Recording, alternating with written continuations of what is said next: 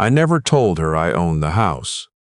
Not when we met at the Legion Hall in Kelowna, not when we started having coffee every Sunday morning, not when she said yes on the back porch in October with the leaves coming down off the maples.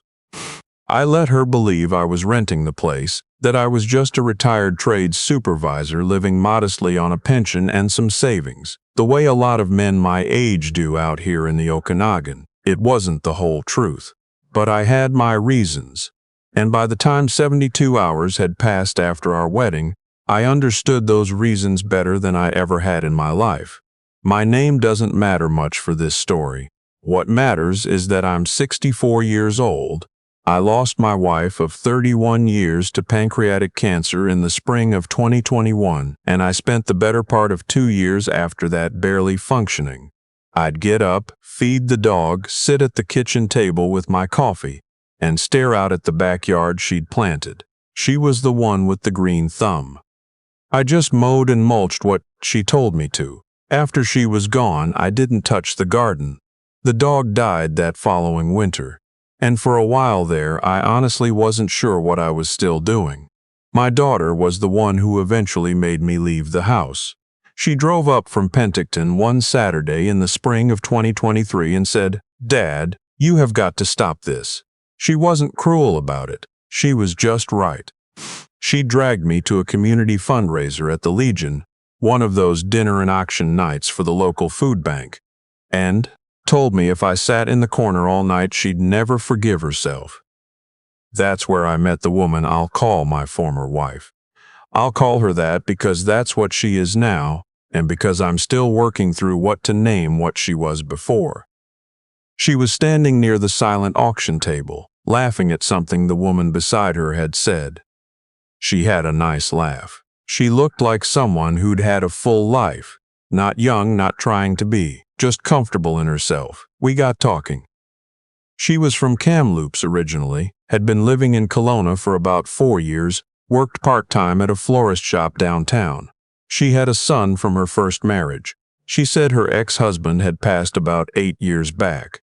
We talked for 2 hours and I drove home that night thinking, well, maybe. We dated for 7 months. That's not a short time, or at least it didn't feel short while we were in it. She came to Sunday dinners. She met my daughter, met my son-in-law, met my 2 granddaughters. My daughter was polite but quiet in a way I knew wasn't natural for her. My son-in-law shook her son's hand and then found reasons to be in the other room.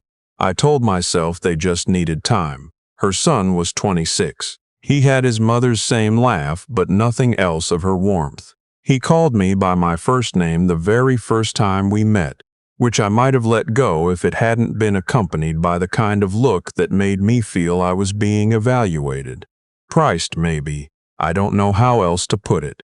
There were things I noticed but talked myself out of. Early on, maybe our 3rd or 4th date, she asked me what I paid for rent. I said it was a reasonable amount and changed the subject. A few weeks later, she mentioned, almost in passing, that her lease was coming up in the spring and she wasn't sure the landlord would renew. "It's such a pain," she said, "not having stability. You know what I mean?" I said I did.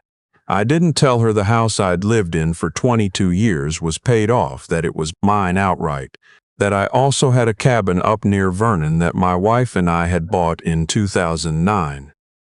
My daughter asked me once, directly, whether I'd been clear about my finances with this woman.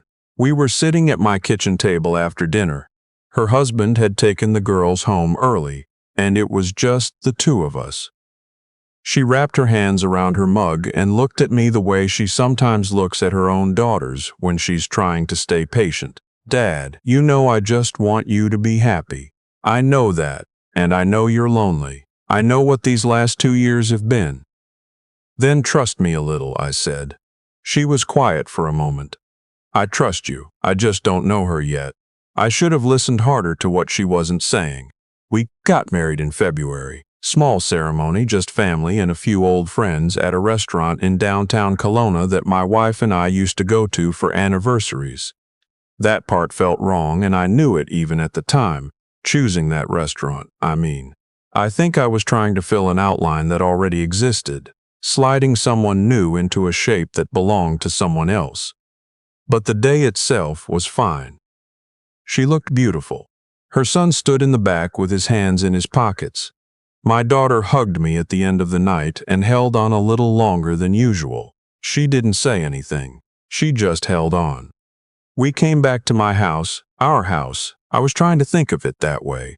And the first night was what the first night of a marriage at 64 is. Quiet, a little awkward. We ate leftovers from the restaurant and watched television, and it was actually all right. The second morning is when things started to shift. She came downstairs while I was making coffee and sat at the kitchen table and said she wanted to talk about some things. That's how she put it. Some things. I poured her a cup and sat across from her and waited. "I've been thinking about the cabin," she said. I looked at her. "The cabin?" "The one near Vernon. You mentioned it a few months ago, remember? You said you and your late wife used it in the summers." I had mentioned it. Once, briefly, and I'd said it as though it was a distant memory, something half forgotten. I hadn't realized she'd filed it away quite so carefully. "What about it?" I said. "Well, I was thinking we should talk about what we're going to do with it, whether we want to use it as a family place, or maybe rent it out. There's good short-term rental money in Vernon right now." She wrapped her hands around her mug the same way my daughter had done. "My son could actually help manage that. He's good with logistics." I kept my voice even. "I haven't really thought about the cabin much lately." "I know, but now that we're married, we should be thinking about things together." "That's kind of the point, right?" She smiled. It was a reasonable smile. The kind of smile that's designed to make you feel unreasonable if you push back. "Sure," I said. "We can talk about it." That afternoon her son arrived. He didn't knock. He had a key. She had given him a key, apparently, at some point before the wedding, which was something I discovered only when I heard the front door open and his boots on the hardwood. He came into the kitchen, said, "Hey," in my direction, and opened the refrigerator as though he lived there. He took out the orange juice, poured himself a glass, and sat at my kitchen table. I stood at the counter and looked at my wife. She was looking at her phone.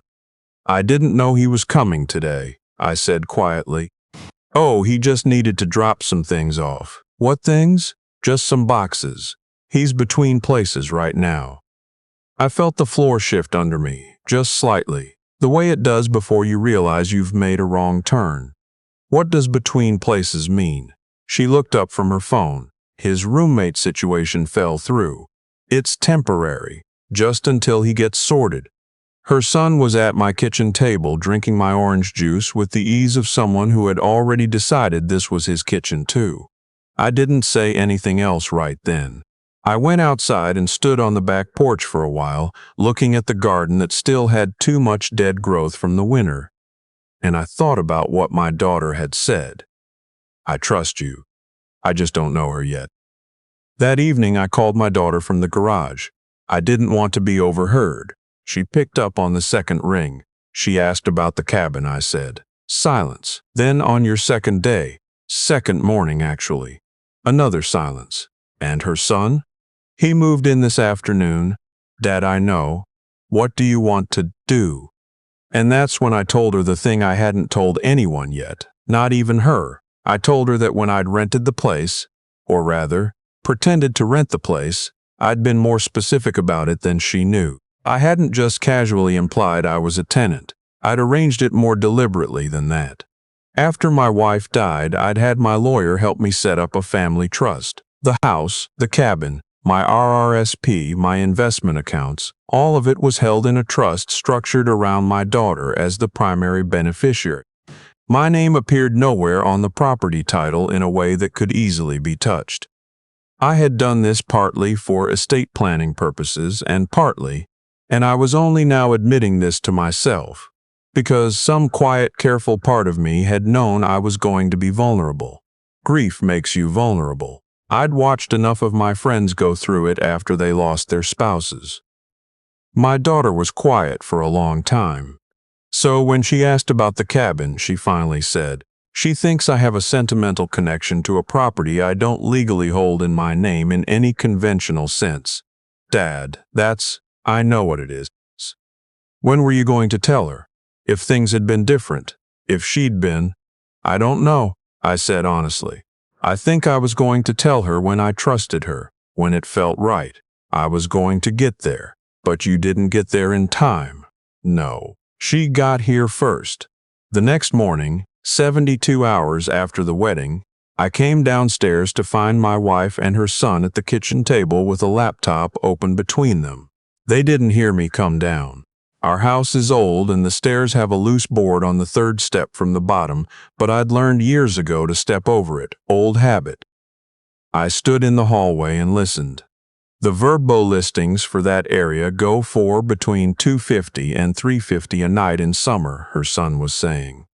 If it's a 3-bedroom, even conservative estimates, you're looking at maybe $30,000–$35,000 a season. He's sentimental about it, she said. But I think if I frame it right in terms of the income for our retirement together. What about the house? A pause. What about it? Is it in both your names? Another pause. Longer. Not yet. We just got married. You should get that sorted. Like soon. If it's just in his name and something happened, nothing's going to happen. Mom, you know what I mean. You need to be protected. I went back upstairs. I sat on the edge of the bed and looked at the wall for a while. I wasn't even angry yet. I was something colder than angry. I was tired in a way that went all the way down to my bones, the kind of tired that has nothing to do with sleep. I called my lawyer that morning while she was in the shower. He'd known me and my wife for 15 years. I told him what had happened. He was characteristically brief. Do you want to start the annulment process, or do you want to have a conversation with her first? I want to have the conversation, I said. All right, call me after. I waited until her son had gone out. He said he was going to look at a truck, which told me he had already made himself comfortable enough here to announce his comings and goings, and then I sat across from my wife at the kitchen table. The same table. I thought about all the meals my wife and I had eaten at this table. 31 years of mornings. I want to be honest with you, I said. She looked up. Something shifted in her face, not guilt exactly, but a kind of alertness, like an animal that hears a sound it can't identify yet. I've been thinking about what you said yesterday morning. About the cabin. It was just an idea, she said carefully. I know. And I want to be honest with you about something I should have told you sooner. I kept my voice steady. The cabin isn't mine to make decisions about, not in the way you might think. It's held in a family trust. The house is too. It was something I set up after my wife passed for estate planning purposes, with my daughter as the trustee. She stared at me. What does that mean exactly? It means that legally I don't own them in my name alone. The trust does. And changes to the trust require my daughter's agreement and a formal legal process. She was very still. You never mentioned that. No, I agreed. I didn't. Why not? I looked at her. I let the silence sit for a moment, long enough to mean something, because I wanted to understand what was important to you before I told you what I had. I watched her face work through something. Whatever script she'd been carrying, I could see her feeling around for the next line and not finding it. That's not fair, she finally said. I know, I said. I'm sorry. But I wasn't. Not really. And sitting there in my kitchen on the third day of my marriage, I understood something that I'd been circling for 2 years without being able to name it. Loneliness had almost cost me everything my wife and I had spent a lifetime building. Not because I was stupid. Because I was human. Because grief is the thing that makes you most open to the world and most dangerous to yourself at the same time. She moved out 12 days later. Her son had already been gone for a week. He found a rental in Vernon, which struck me as pointed. The annulment was uncontested. My lawyer handled it efficiently and without drama. She didn't fight it, which told me everything I needed to know about what she'd come for and what she'd found she couldn't get. My daughter came up the weekend after everything was finalized. She didn't say, "I told you so." She's not that kind of person, which is something I've always been grateful for. She brought her girls, and we raked the back garden together for the first time since her mother died. The girls complained about it the way children complain about anything, but they did it. We found her mother's old kneeling pad in the shed, still stained with dirt, and my daughter just held it for a minute without saying anything. Later, after the girls were in bed, we sat in the kitchen and my daughter asked me if I was all right. I thought about it. Really thought about it. "I think so," I said. "I think I'm embarrassed, and I think I'm sad, but I'm okay. You protected yourself. I protected what we built," I said. "Your mother and I." She nodded. She reached across and covered my hand with hers, the same way she had at the restaurant on the wedding night. "Dad, can I ask you something?" "Sure. Did you know? On some level, going in, did you know?" I looked out the kitchen window at the garden, dark now, the shapes of things just barely visible under the porch light. I hoped I was wrong," I said. "I think that's the most honest thing I can say. I hoped I was wrong about what I was seeing. So I protected myself just in case I was right, and I kept hoping I was wrong until I couldn't anymore." She squeezed my hand. She didn't say anything else, and I was glad. There wasn't anything else to say. I've had a lot of time since then to think about what I would tell another man my age sitting across from someone at a Legion dinner, feeling that first tentative warmth of maybe. I wouldn't tell him not to feel it. That warmth is real and it matters, and you don't stop being a person who needs connection just because you've had loss. But I would tell him this: love is not the same as trust. And trust is not the same as proof. Take the time you need to know which one you're working with. The cabin is still there. I drove up to Vernon in April, first time since the fall before the wedding, and opened it up and let some air through. It needed some work. The deck boards were lifting in one spot. I fixed what I could myself and made a list of what I'd need help with. I stood on that deck for a long time before I drove back. The lake was still half frozen at the edges, but the middle was open. That particular deep blue you only get in the Okanagan in early spring. My wife had loved that view. She used to say it was the one place she felt like time wasn't moving the same way. I felt that for the first time in a long time, standing there, time slowing down.